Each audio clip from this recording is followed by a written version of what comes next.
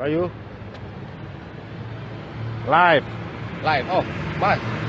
Pemirsa, kita melaporkan langsung dari daerah konflik. Kita lihat sendiri di belakang saya bekas-bekas pertempuran. Tahu kapan pertempurannya? Mudah-mudahan aman ya. Ini kebetulan Bapak dari UNESCO. Militer. Oh, dari HA. UNESCO militer bukan ya? Oke.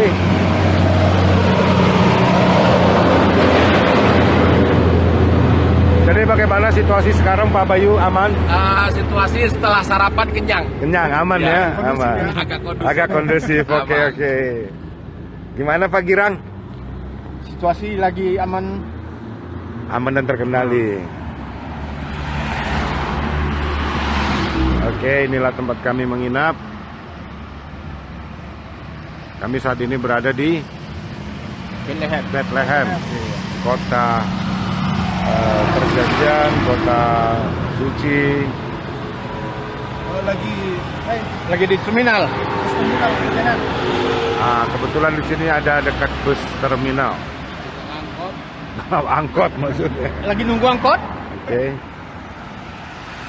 Hyundai. Ini semuanya itu Hyundai juga, mirip juga. Ini ada penampakan orang Medan. Penampakan.